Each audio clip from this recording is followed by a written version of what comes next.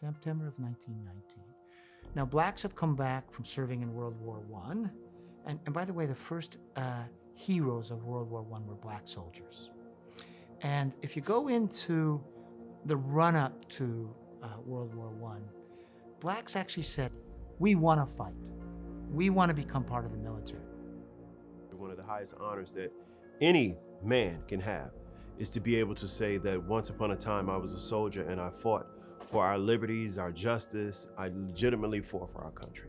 Before this, the Army said blacks couldn't have weapons. They could only serve as providing, support, that sort of thing, because they didn't want African Americans to have access to weapons. Okay, leaders of blacks at this time said, if we fight in World War I, we can show ourselves to be good citizens of America, and you'll have to give us our rights. And their promise was actually made by Wilson is, yes, you fight, you come back, and we'll remake America. They come back. They're proud. They have fought in World War I, and they have been promised that it's going to be a new era. So these soldiers came home, and before they left, they were considered heroes. Do you know what they called an African-American captain or lieutenant or sergeant or corporal or even a private? Do you know what they called them? Nigger is what they called them. And they had to understand very quickly that while they may have been heroes overseas, once they came home, they were niggers. We don't want to see you in this uniform. Take it off. But because of this experience, the African-American community, black community was saying, we're not going to take this anymore. Things were supposed to have changed. And by the way, it's not just in the South. There's in Chicago, it's all over the country. And so you start getting this fighting throughout, lynchings go up. You know how many lynchings there are in 1919? And not only are there lynchings, the lynchings become these public spectacles of sadism, where they're going to announce, in the South sometimes they announce the lynching. They let out schools for the lynching. There's even public burnings. There's postcards taken. So the country is coming apart. This utterly dark, horrible thing is coming forward in a way that it's the worst, ever since the Civil War.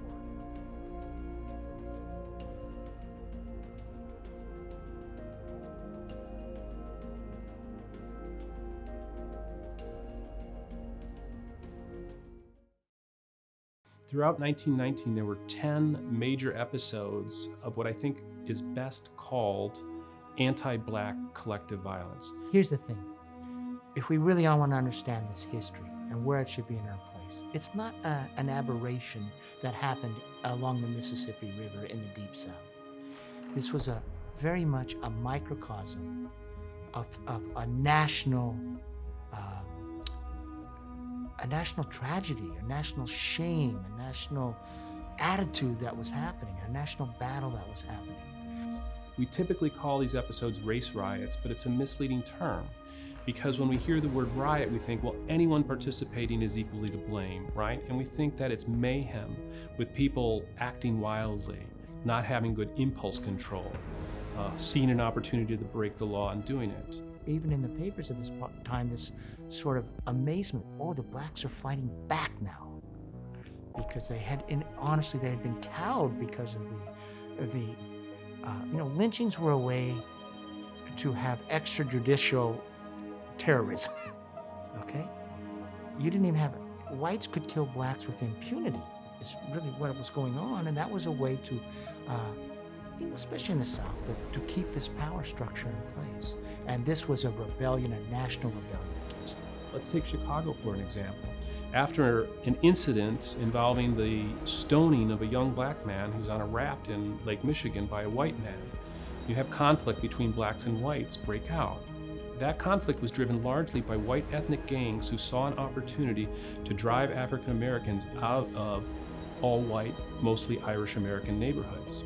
Blacks have been moving into these neighborhoods because the place they were expected to live, required to live by practice, and in some cases, real estate practices and the law, was bursting at the seams, the so-called Black Belt. So African Americans were moving into white neighborhoods, and gangs attacked just Black occupied homes during Chicago's so-called riot to drive them out. And we've got photographs of children dancing and cheering in these looted homes, smiling as they're lit on fire.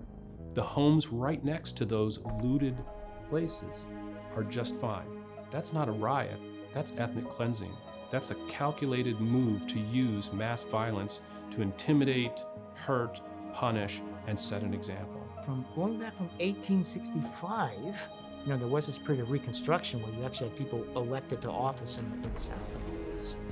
But basically they had been, their citizenship had been taken away from them. They weren't given their citizenship. And what did that mean? It meant no voting rights, no same school rights, no access to a criminal justice system that was fair.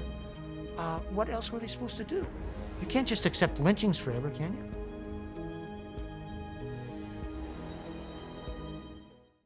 I was asked by the National Episcopal Church to write the litany, which is the service when the Episcopal Church apologized for its role in slavery and related evils. And as I was writing this litany, I became reacquainted and familiar with a large number of writings that I had read before, but I hadn't focused on them in the same way that I would for the litany. And I came across this 70-page document written by African-American historian and anti-lynching advocate Ida B. Wells Barnett. And she had written this piece called the Arkansas Race Riot. And I read it, and I got very disturbed because I grew up in Drew County, Monticello County seat. I went to school in Monticello. I never heard about it in school. I never heard about it in church. I never heard it in family. I never heard it in cafes or restaurants. And yet, here I am writing this piece for the Episcopal Church, and I find out about this. And I decided this is something I really should spend more time on. And because it happened so close to me. And then during the course of my research, I discovered that my maternal grandfather had actually participated in the massacre. Well, you get a man named Robert Hill. He served in World War I.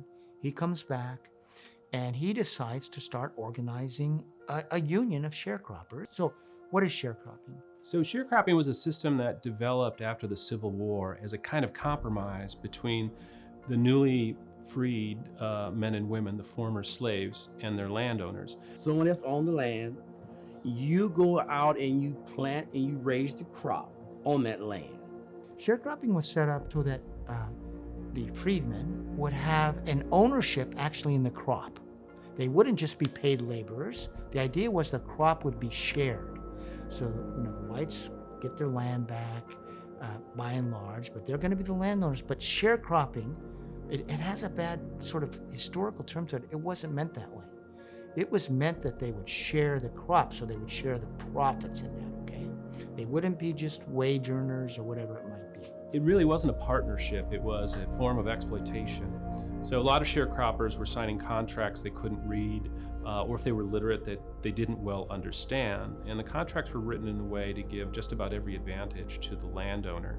So not just was 50% typically of the crops produced turned over, but the tenant, the sharecropper, agreed to compensate the landowner for seeds, for supplies, for tools, which had to be bought from the landowner himself or from a store that landowners put together. The owner of the land would come out with his bill and tell you the seeds cost X amount of dollars, you ate this much food, and you have X number of income remaining after they take away the expenses. The purpose was to admire sharecroppers in debt, to say each year, you know, you produced a good crop, and if it was just about taking 50%, this is what you would get back. But look, you owe me money for these tools, these seeds. Sharecroppers were often told, this is the price I got, but the landowners lied to them, and they had no way to verify that the price they were being told was the sale price was in fact not it. The person who was determining what those expenses are and how much they were was not the person who was doing the farming. It was a person who owned the land that you were sharecropping. You're doing all the work for. So they were making a determination of what your expenses were. And at the time, if this person was not an honorable individual, was not a fair-minded person, he could give you any number. And you had no recourse to say that number was incorrect. We can call it sharecropping, but we should also call it debt peonage, because debt was used as a way to keep these citizens of the United States in a status very similar to the peons of feudal Europe. My mother was born in 1924. So when she went to Chicago, it had to be, I was 6 years old when I came to Chicago. So it had to be at least 2 years prior to that. My mother got on welfare. She was on, they called it relief then, on relief. And which my grandmother said, you'd rather be on relief than to come back to Arkansas. My mother said, there's nothing in Arkansas for me, nothing at all. There are no jobs, no opportunities, nothing. And yes, I'll be on relief until I can do better, which she did. Now the activism came, and I don't think she was really, she had that feel of activism because of my mother's grandmother, Sally Giles, who was the mother of one of the Arkansas 12, Albert Giles, and Milligan Giles, who was also sentenced to prison, but on second-degree murder, but Albert was sent to jail for first-degree murder and conspiracy to cause this, quote, riot. That's the Elaine race massacre. My great-grandmother's home was used as a meeting place when they were, the sharecroppers were forming the Household Farmers Workers Union, if I'm not mistaken. It was a meeting place. So it was because it was centrally kind of located. And so just for her to even hold a woman to hold meetings in her home, that was a big thing. She spoke factually. She didn't mince words. She was very outspoken. So in that respect, I think that's where my mother got her sense of activism.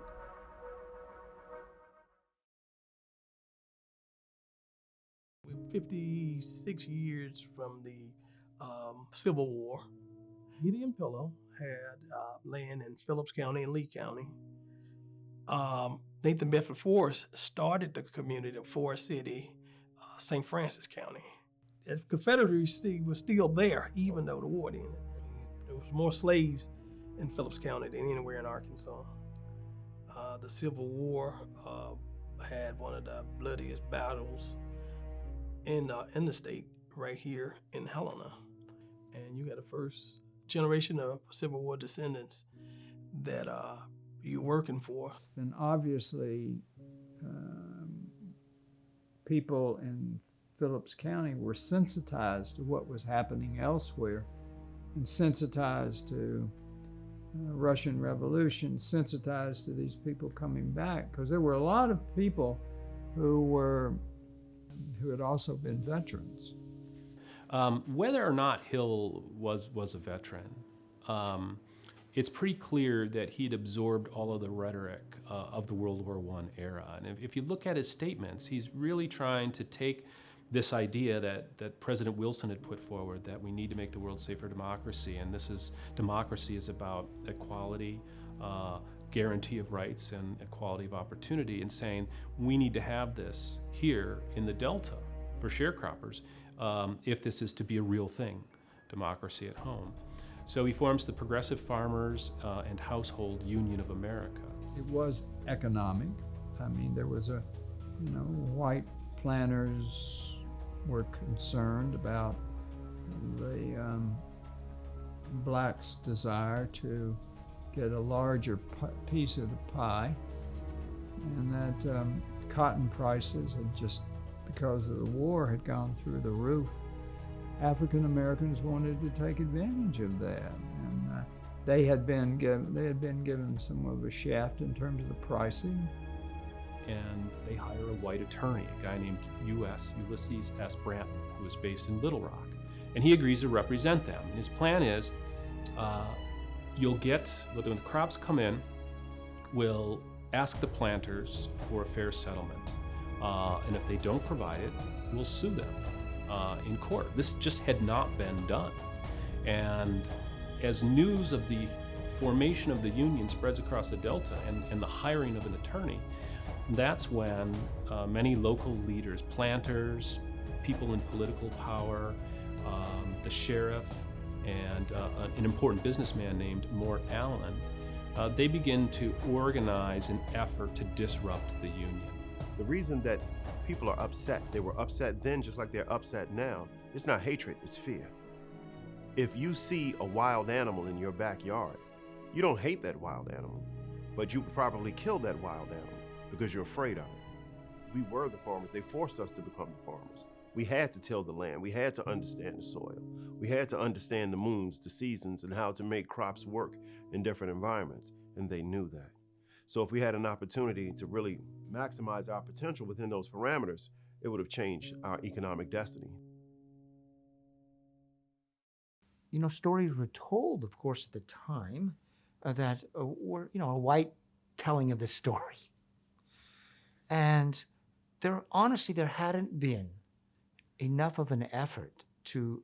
So when I got to this story, there was a lot of this talk. Oh, the whites have a story, the blacks have a story, and we'll never reconcile the two. Okay? But actually, you can reconcile the two. Because what happens is, once you start isolating things in time and space, where you start saying, okay, here's the white view of this thing, and now here's the black view, but are there some whites in court testimony that actually will support the black story? And that's what you find.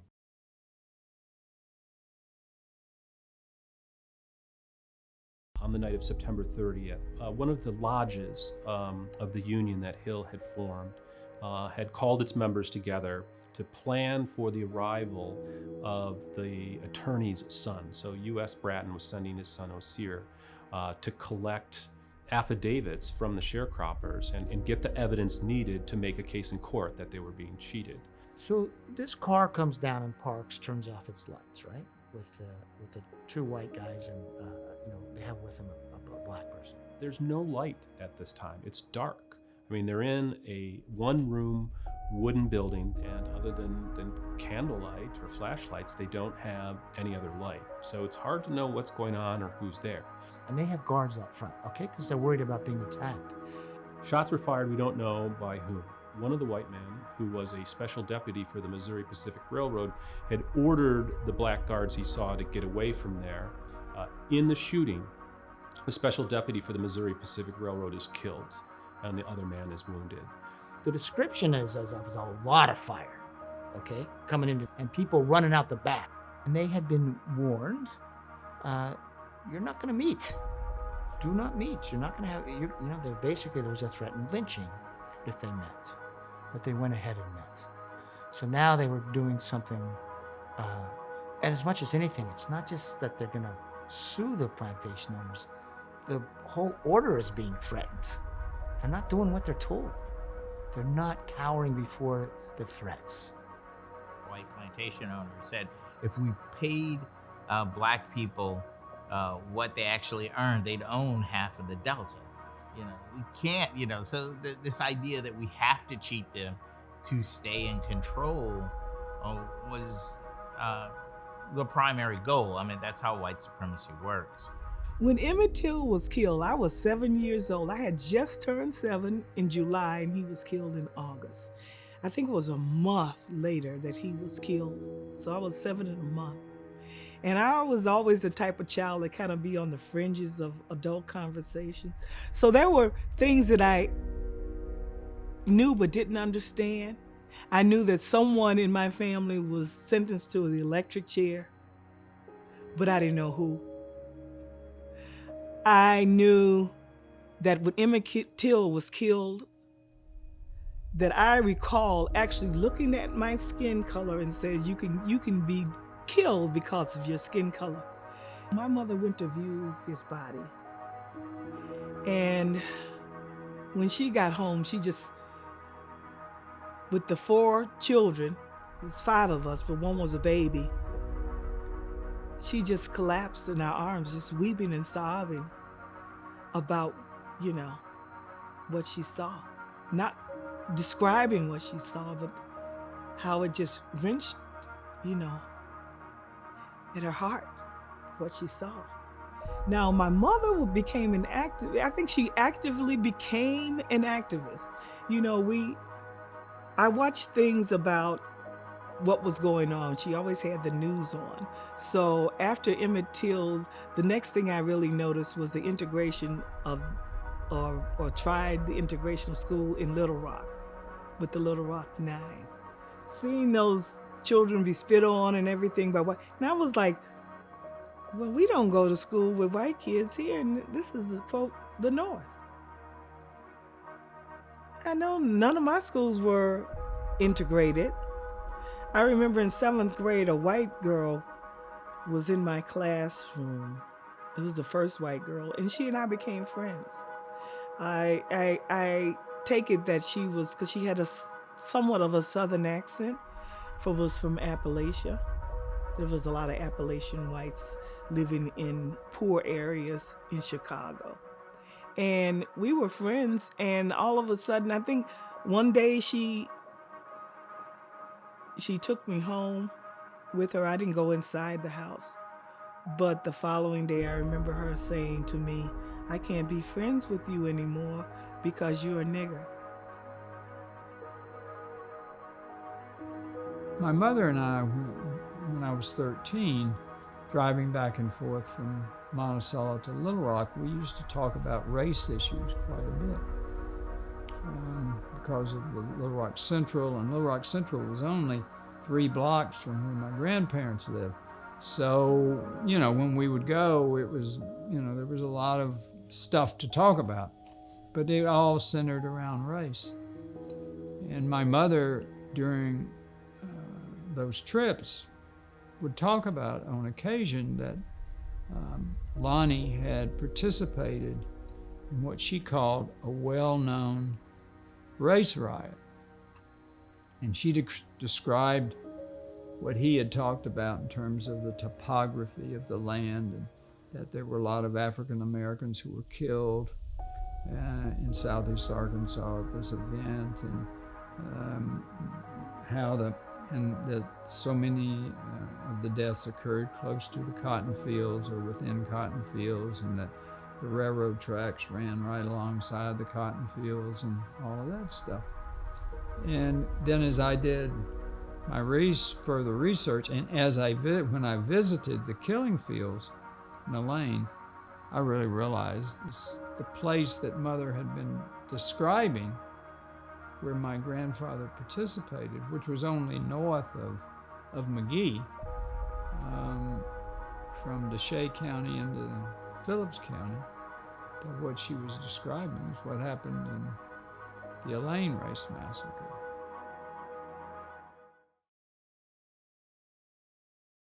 When whites come by in the posses the next morning, and the church is all shot up, okay? The whole community there outside of Hoopspur is worried. They know full well what's coming. This is not the end of it. As word of that white deputy's death spreads, If you had gone there to intimidate people, right? You thought this was going to be routine night riding stuff. You know, Klan rides up, scares people, burns cars, and the people stop doing whatever you see as undesirable. The problem with this event is white people end up dead. So when they go back to town with these dead white people, they got to have a story. And the story is these black people fired on us, and they all been storing up guns for a year, and they plan on killing us all. And not only do they tell this to the local authorities, but the telegraph operator goes on the telegraph and begins sending this out to the neighboring communities. And this is how people in Mississippi and people in Tennessee and people in neighboring counties find out about the event, because the telegraph operator begins sending out this all bulletins alert. This alert also goes to Little Rock, and it gets to the governor. And the governor reaches out to both senators. They reach out to the War Department. The War Department pledges 500 troops to be sent down to quell this rebellion. There wasn't a rebellion. The first posse to come out to the scene didn't engage them. There was 2 or 3 white men who had come from Helena and drove out. They realized, man, there's a lot of Union members and they all got guns now. They drive back to Helena and they go to the courthouse right where we're at right now. and the sheriff at the time, Frank Kitchens, sets up a special headquarters to form and deputize posses. So they get the American Legion to join them, and 75 men from the American Legion are called in, and they are deputized in the courthouse. They empty the armory at the sheriff's department. And they fan out across the cane brakes, they fan out across the area, and they look for these sharecroppers. They want to arrest all those who had been at the meeting. And so the mission becomes, we've got to bring to justice, arrest and convict and put to death those African Americans responsible for those men's death. Even if we can't figure out who that is, someone is going to pay for that. Then all of a sudden, shortly in the morning, a young black man starts running along this road out of Hoop Spur, okay? And he goes to the Giles house and he says, they're shooting blacks. They're shooting everybody in their path. And now what happens is at this moment, they're not fighting back, okay? They're hiding now, okay? And the men from that house around Giles, they go into this Govan slough to hide. And the whites, they go down on both sides of that slough and they start shooting in from both sides, okay? And one of the guys, Smitty, his name is, he testifies, yeah, I went down there and I shot this guy in the head. His name, and it was Milliken Giles. It's actually the descendant, ancestor of Sheila Walker. And there was cries that, hey, we got to stop because they're on the opposite sides of the slough. We're shooting our own men. So there's some sense that what happened was, bullet crosses, but now there's a white guy dead. So a second white guy dead because we had one from the night before. So what happens at this moment that does this cry going out that like, oh, the blacks are shooting back at us?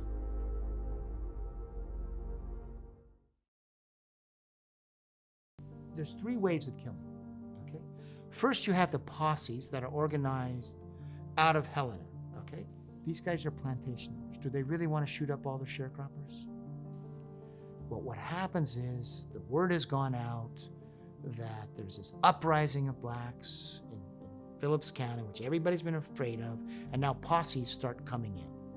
Now, the posses that come in across the Mississippi from other parts, they don't have any real connection to the blacks that are living in this area, okay? They're not working for them. Early in the morning of that second morning, there is a posse that goes out. They go up the road from Ellen and they make their first left turn to the west. First thing they do is kill a woman. They just go, there's an old woman who apparently came on her porch and said, get out of here, they kill her. And she's lying on the dirt in front of her. You have a newspaper reporter riding with one of the posses. And he talks about him just coming down the road there and just shooting blacks further up, closer to Helena, that are still out in the fields not aware of this, just shooting them left and right. So most of the killings is attributed to these posses that come on that first day. The troops arrive, By train a day or two after the initial incident. and the way they come at this time, they come in from a railroad that brings you in from the south up through Elaine. The troops arrive believing this myth, this lie about a black conspiracy. At this time, the population of Phillips County is about 75% black, so whites are in the minority. So the all-white troops come in thinking blacks have organized this massive killing spree, and it's their job to save white residents. Now, what do you see in the documents, the military documents, about their organization of those troops? First of all, when the law of the land at this time was, you weren't supposed to be able to bring in troops. You were supposed to put it down with local troops and that, your own guard. And so, for example, this is why, based on that, this is why federal troops didn't come in and stop lynchings, because the local people were supposed to do it. But now it was different. Whites were seen as under attack. The governor gets on the phone. He gets the authorization to send in the military. So they come in and they fan out, and they're looking for African Americans still at large, those who haven't been arrested by the posses and put in jail. And in some instances, African Americans who are in the countryside see these troops and they think they've come to protect them. And they come out and they're killed. They go further into, out of the fields into the cane breaks where people are hiding, and they turn north. And there are reports, white reports, of the military moving through there and shooting them down like, quote, rabbits with machine guns, just marching through the cane breaks until they say they've cleared those cane breaks. But this is a white account. This isn't a black account, it's a white account, a military account. And then they report there's a lot of gunfire, there's a lot of machine gun fire. I'm convinced the bulk of the killing was done by the military. What was normal for the time was to bring these troops in to restore order. It is not normal for them to be used to kill U.S. citizens, but that's what happened in Phillips County.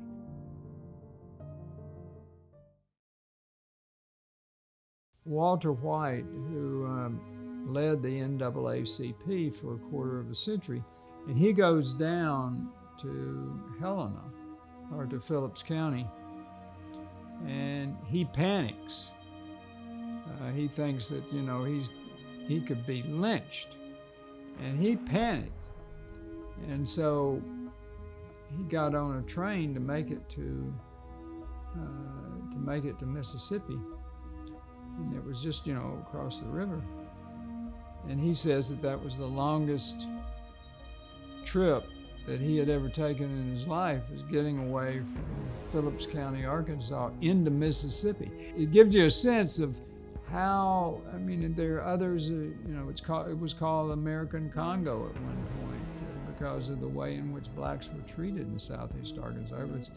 People called it, the heart of darkness. So it had, it was a tough place for African Americans at that time.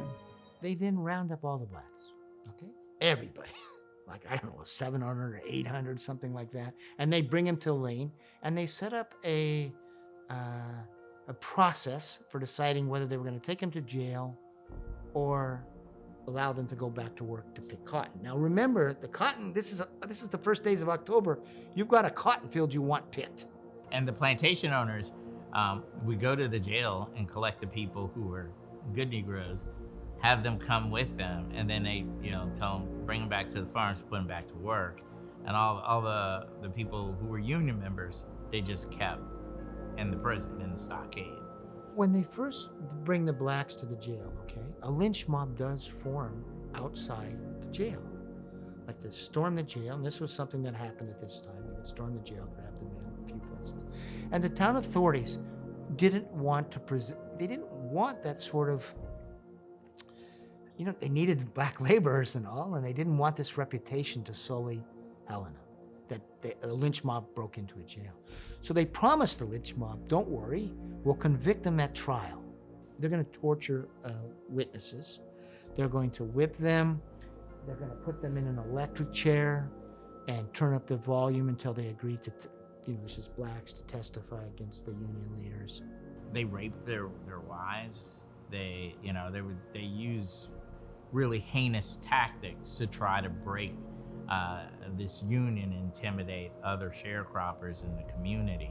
The jury would go in and be back in within minutes and say, yeah, this guy's guilty. And so, of course, we gave them a hearing. They were represented. No witnesses were called on their behalf. Of course, witnesses. But that's not was the story. The story was they got a trial. And when it went to the... and by the way, so once this happens, you have all these other people then agreeing to pleas to second-degree murder because they don't want to go to the electric chair. But 12 African-American men were charged with very serious offenses, capital offenses, for the deaths of the 4 or 5 white men killed in the race massacre. Remember, we're talking about 237 African-Americans, men, women, and children killed, and a total of 5 whites. So it's pretty lopsided, but it's African-Americans who are being charged with the deaths of those 5 whites during the actions of the Posse and the roundup of African-Americans.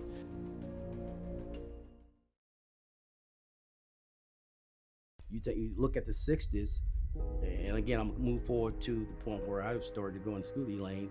We still went to school on the back of the bus. We had a special session of bus we had to ride. I mean, this was in the like 68, 69 time frame. In Elaine, there was a movie theater. We had to go in a certain door. We couldn't sit in the same areas as our white counterpart. When I went and bought a milkshake from the Dairy Queen, I could not go to the same window and order my milkshake or hamburger as my white counterpart who may have been in the same class I was in school. So, no, justice was not blind back then. And I mean, I know we say it's not even blind today, but in Elaine, Arkansas, and racism was everywhere. That you live with that. I mean, the N-word, you get used to that. I mean, people drive by your house and call you the N-word like nothing, So no, justice was not equal under the law in those days. My cousin, he just whistled at this lady, Woody Dart's daughter. Woody Dart was the guy who owned the store just south of our farm there in Snow Lake that sold goods. And he was a pretty decent guy because had not been for him, some of the KKK members, we knew who the KKK members were in Arkansas. I remember when Shelley Ball, that's what we call him, Shelley Ball, told Woody that we want to get that in and hang him. Woody Dart stepped in. He basically said, it's not going to be any of that here. That's my daughter, and nobody going to be hanging anybody. My point is that there was a group, Dart was a decent guy. So there were individuals, regardless of color, that was trying to reduce the temperature of things in that part of the country.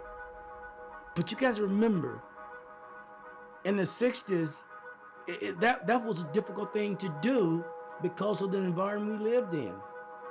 And so to say that they would get a fair trial in 1919 when this occurred, no way.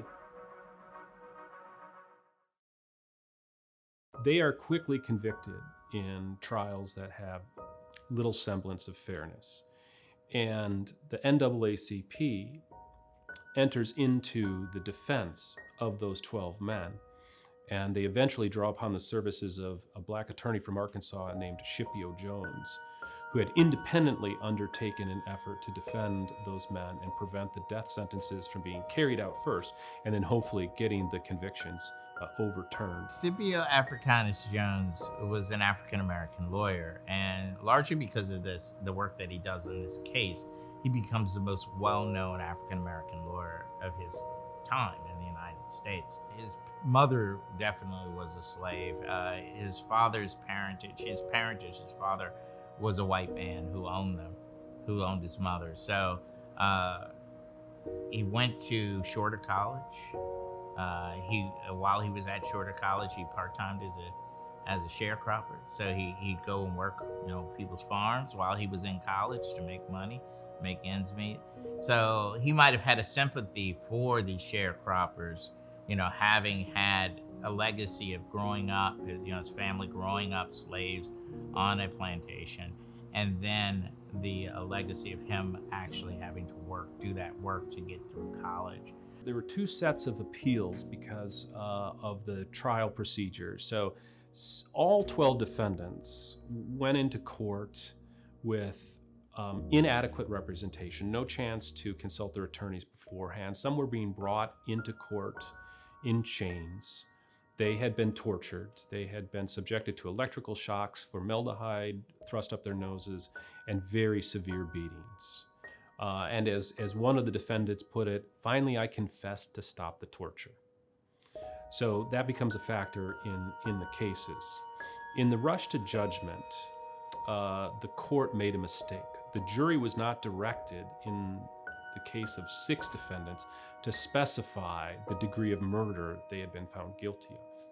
The judge sentenced them to death, and so the first appeal for those 6 defendants, known as Ware et al., after one of the defendants, Ware, W-A-R-E, that resulted in an overturning of the verdict because the Arkansas Supreme Court said to deliver a sentence on a verdict of murder in which no degree has been specified is so defective that it cannot stand. But that was a temporary reprieve because new trials were held and the same result achieved. And this time the jury said it's first-degree murder, and the judge again sentenced those 6 to death. The other 6 defendants had been found guilty of first-degree murder, so they were just waiting on appeals to happen. The statute of limitations didn't run out. Basically what happened is that through the persistent efforts of Scipio Jones, aided by the NAACP and the attorneys they had hired, new trials were obtained for 6 of the defendants, and a change of venue was obtained. Scipio Jones was really the heart of the defense, saying there's no due process here, and you don't have equal protection of the laws. They were not given an adequate opportunity under Arkansas law to contest the choice of jurors.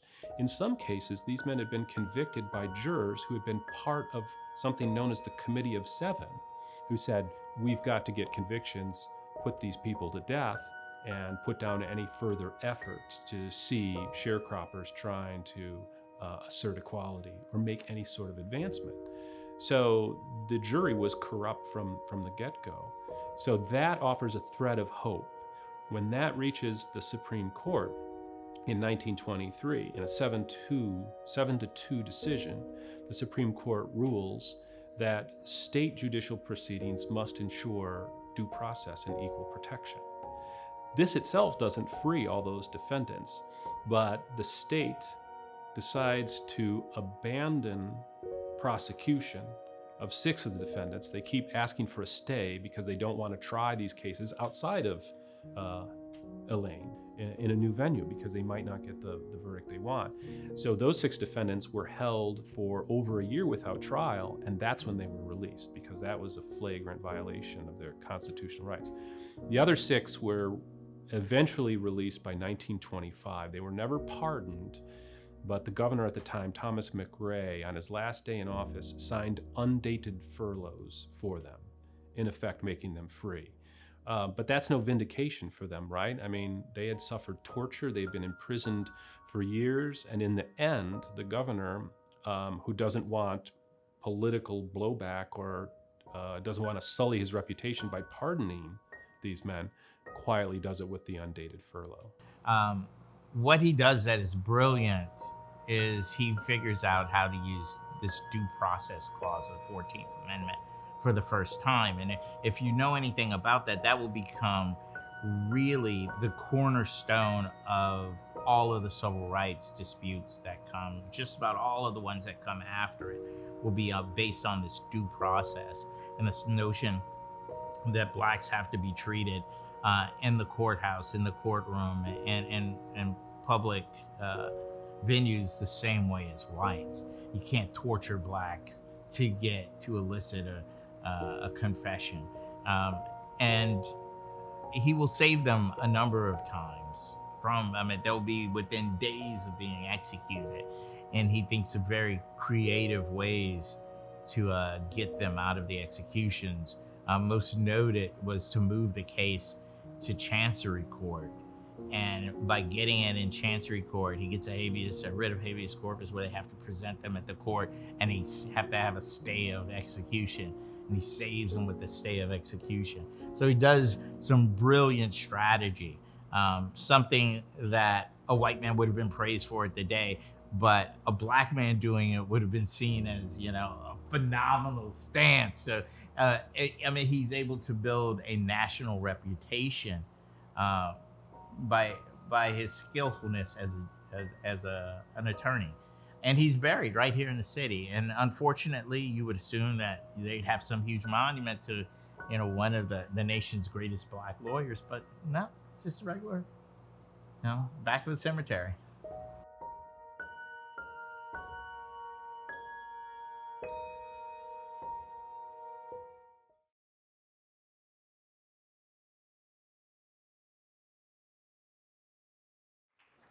My name is Chris Ritchie. I am the state representative of the Arkansas House of Representatives for District 12, which includes all of Phillips County. And I'll be the MC today, and so it is my honor to welcome you here this afternoon to the dedication ceremony for the Elaine Massacre Memorial. Today is a day of remembrance. It is a remembrance of the lives lost and the lives uprooted and destroyed by the horrific events that took place in Phillips County 100 years ago. On dedicating the Elaine Massacre Memorial, they will end. All of them will end. Words to flare a conflagration. They will end. All of them will end. The plots setting hue against hue, yes, they will end, but time and the river shall never end, for they begin to begin, again and over again, as time and the river wash through the land and over its dreams, schemes, and lauded and unlauded past. We've told our stories here, while others listened, thinking mainly of their own, of those who died killing, or of those who found no finding of an escape from onslaught upon onslaught. Now we gaze on the memorial, which tells of days that went unclaimed, which tells things 100 years of the Elaine Race Massacre did not care to hear, that all history is a struggle between what we must end and what we must begin. As time and the river ever flow between now and then, and delay for neither those we honor here nor those who have or will come here. Of time and the river, beckoning no escape, leaves no choice. So we shall no longer wait for more light that we may better see light, nor wait for other dreams that we may better inspire dreams. 100 years ago, on September the 30th of 1919, on this block, Phillips County civic, political, and economic leaders settled into one night at the Helena Opera House, which used to stand on this block. 100 years ago, on the same night, 3 men met at the Phillips County Courthouse and drove down to Hoopspur Church. They went to Hoopspur Church to check on a meeting of black sharecroppers who were attempting to unionize. And those people were unionizing so that they could be paid fairly. The 3 men who left from that courthouse across the street from this block.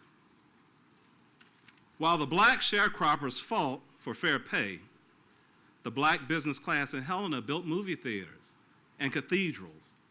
They owned rental property. They ran small businesses. They practiced medicine on Walnut Street, which runs on the west side of this block. While the black business class ran their businesses on Walnut Street, the white business class owned banks, movie theaters, restaurants, and retail stores on Cherry Street, which is that street that runs on the east side of this block. Two sides of this block. And although there was a wide divide between the black and white business classes, there was an even greater divide between the black business class and the black sharecroppers meeting in Hoop Spur that night. The 30 miles that separated this block and Walnut Street from Hoop Spur might as well have been 1,000,000 miles, because there was nothing holding together the black business class and the sharecroppers meeting in Hoop Spur that night, except for shared history and black skin. But what neither group could have imagined happened 100 years ago. The 3 men who left the courthouse across the street from this block fired shots into the Hoop Spur church. Shots were fired out of the church, and a white man was killed. A posse formed in that courthouse across the street from this block, and mob violence ensued. When the dust settled, 5 white men were killed, and more than 100 black people were killed.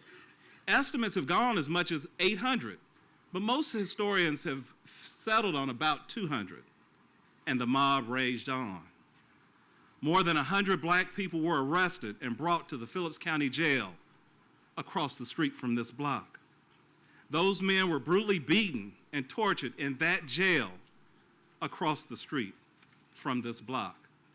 And the mob gathered right here on this block, right where you sit. The mob gathered and chanted and screamed for death. And 12 men were given sham trials in that courthouse across the street from this block and sentenced to die across the street from this block.